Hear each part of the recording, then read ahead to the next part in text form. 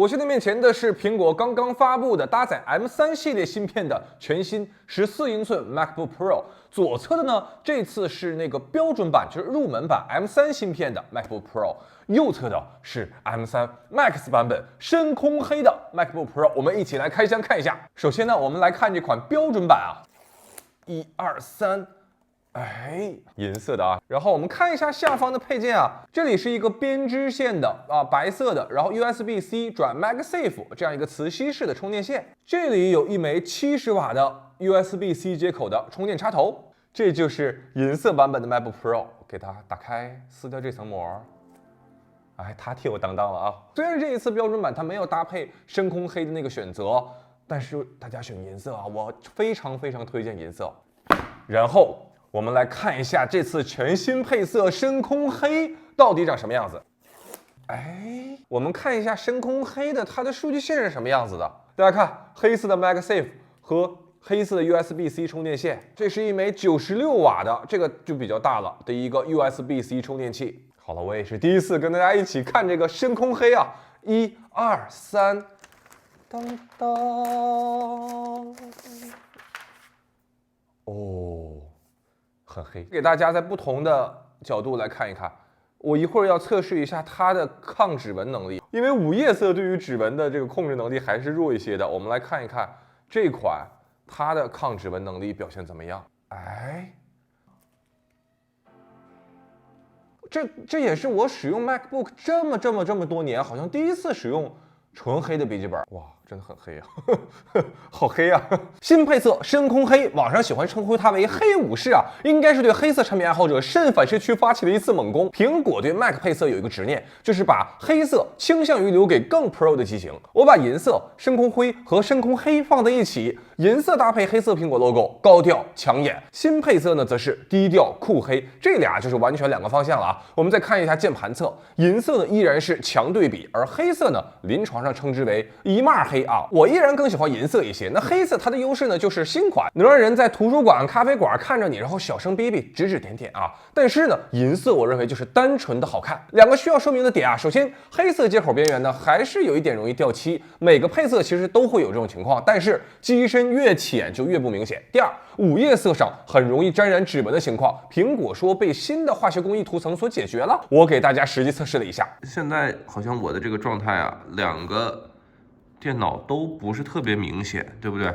可能还是需要一些这种油脂啊、小脏手啊。所以我们请出虎皮卷蛋糕啊，这个不是我想吃啊，我是为了给大家测试。我们现在呢就来假装模拟一下，我用手先摁住了这个虎皮卷蛋糕，我先尝一下。我们现在重新上路啊，第二块，然后我们来摁一下这个午夜色。啊，看到了吧？看到这个手印了吧？我拉远一点，然后我们也是粘，然后在这个位置。哦，这个也有，但是它淡很多，能看出来吗？所以说呢，这个涂层它确实会起到一定作用，它不能到消除指纹那么夸张啊。我换一个角度，哎，这个角度两边都明显一点，看到了吗？这个手印，但是在这个角度，你看黑色几乎就看不出来了，这个角度黑色也比较淡，所以是有提升的，所以确实是有提升的。但是呢，它确实还是会沾指纹的，所以如果你很介意指纹这个事儿呢，我就建议你选银色。因为拿到设备只有2天的时间啊，连着开箱带测试带做视频实在是来不及，所以这期视频呢，我快速给大家跑了几个分，大家做个参考啊。我这还并不是那个满血版的 M3 Max 芯片，和满血版的差了2个 CPU 核心和10个 GPU 核心，所以说不能代表 M3 Max 的最高水准。第一轮跑分虽然说不是满血版，但是 CPU 提升依然非常凶猛，与前代相比，单核提升14.7%，多核提升32%。如果你拿到的是满血版，那么多核可能会提升到40%以上，好像 CPU 的表现已经超越了 M2 Ultra 桌面级的芯片。我这台因为它少了10个 GPU 核心嘛，所以说 GPU 跑分是落后于我之前使用的 M2 Max 满血芯片的。我查了一下大家的跑分啊，满血版 GPU 大概是93000分左右吧，其他几款软件跑分我也给大家做个参考。那 SSD 速度上高配依然是速度拉满啊，不过我这台 M3 芯片1TB 存储的 SSD 呢，和前代的256和512那个版本它的速度是相同的，我不知道这个速度分配是按照芯片等级来的呢，还是按照存储容量来的。除了性能，今年 GPU 还有几个环节是大升级啊，一个是终于支持了光线追踪，玩游戏或者做视觉开发的时候，你可以让物体表面有类似于真实世界的反光效果。开天辟地第一款啊支持光追的 Mac， 我特意找出来了我收藏的 App Store 充值卡，我怒买发布会上说的这个解谜类游戏 Myst， 这个屌游戏玩起来真是莫名让人吓人啊，就是一个孤岛什么都没有，然后就你自己在那解密，吓得我真是半死啊！终于把发布会上说这个光追场景给玩出来了，结果一对比，发现这游戏还没适配到我这儿呢，我服了呀！我用其他主机平台的画面给大家做一个介绍啊，看一下光追，就是在一些诸如镜面啊、水面啊，或者说会产生反光的场景中呢，会实现更真实的反光效果。支持光追之后，也是为 Mac 之后打游戏做好了铺垫，隐约感觉到苹果好像是要在游戏领域搞出点什么名堂啊，毕竟 Vision Pro 也要来了。第二个，那 GPU 动态缓存，你可以简单的理解为以前 GPU 运行的时候呢，它像是一个木桶一样啊，就是所有木桶的那个木板都得按照最高水位去设计，不然的话水就洒出来了，对不对？而现在则是根据你变化的水位去调整这个木板的长度，桶里的水如果多就用长木板，水少呢就用短木板，从而释放出更多的 GPU 资源。我现在同样使用2款电脑，然后都只开《古墓丽影》这个游戏，然后来监测的功耗。左上方呢是他们的CPU 功耗、GPU 功耗和总能耗。大家可以看一下，同样一个场景。M3 Max 就要比 M2 Max 它的功耗要更低一些，而且呢，除了它的功耗更低，我还专门又跑了一遍他们俩，这个游戏里有一个相当于跑分一个测帧率 ，M3 Max 的帧率也要比前代更高，就相当于它的性能变得更强了，同时处理同样的场景，功耗会变得更低。除了大型的游戏，我还测试了一下，看同样一段视频，或者说刷同样一个网页，那 M3 Max 这个版本的耗电都要更低一些。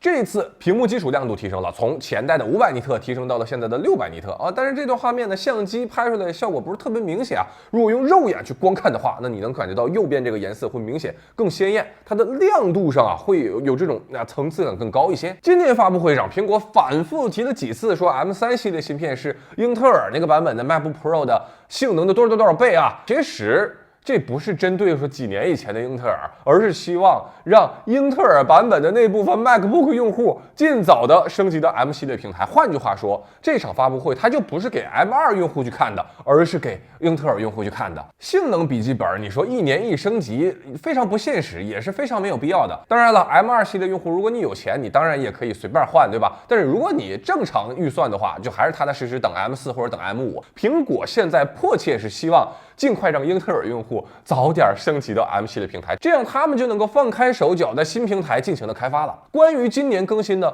我只有一个地方是没有看懂的，就是 M3 芯片都发布了，为什么 Air 没有一起更新呢？如果说非要等晚半年再发的话，有没有可能能来一个彩色版？因为大家可以看一下，目前包括 iPhone、iPad、Apple Watch 以及桌面级的 iMac 所有面向大众用户的产品线，它都是5颜6色的。就想问问 Air 你敢不敢？那这次还有一个争议环节呢，就是 M3 入门版本的那个8GB 内存。其实大家吐槽的也不是8GB 的体验，大家的点呢就在于8GB 的售价。你说这个要是卖9999，那肯定是口碑反转，对不对？我的观点是，首先我不建议有专业需求的用户选择8GB 内存啊。Air 的用户群体8GB 我是非常推荐的，但是 Pro 的用户用8GB 一定会很难受。第二，用脚投票永远是最真实的，就你觉得不值就不买，对不对？预算不够你就等折扣。大家还记得15英寸 MacBook Air 刚发布的时候，大家也觉得贵，对不对？小半年过去，现在已经从10499那个售价已经降到8100了，是不是感觉好多了？第三点，我来说说谁可以考虑8GB 这个版本。其实就是那些用不上 Pro 的性能，但是它眼馋这块屏幕，眼馋这个6扬声器，眼馋这个风扇散热，眼馋这个22小时续航的那部分用户。一个细节就是我们刚才说的续航，这次 M3 是全系最长的22小时续航，它要领先 M3 Pro 和 M3 Max 版本的这个笔记本。其实呢，像 Max 系列12小时上网和18小时看视频的续航，日常使用的是没有压力的。但是M3那个22小时真的是强的太夸张了。我当年用 M1 芯片的MacBook Pro， 我就一个感受，就是这个笔记本特别不容易掉电。第二个小细节就是 M3 Max 电池管理中呢，增加了一个高能耗、低能耗和自动切换的一个选择，应该就是为了让日常轻办公的时候能够有一个更低的负载去提升续航。最后说一下我的购买建议，价格我认为不应该是购买 MacBook Pro 的第一判断标准。Pro 用户他应该考虑的是这台电脑上有没有更好的工具，能不能帮助你更好的赚钱，能不能在工作中提升你的效率，能不能让本来2天的工作变成1天完成。我完成多少工作之后，我能把这台笔记本的钱给赚回来，这些我认为是购买 Pro 的用户所应该考虑的问题。如果你说我买这台电脑它压根就不涉及专业生产力，就是上网刷剧，那我其实建议你可以考虑其他的型号。上战场的士兵不会说，哎呀，这把刀虽然如此锋利，但是价格有点贵，那我选择更便宜的这个擀面杖吧。不会吧？工欲善其事，必先利其器。一台好用电脑的使命就是帮你赚钱。好了，以上呢就是本期视频的全部内容，我是钟文泽，我们下个视频再见。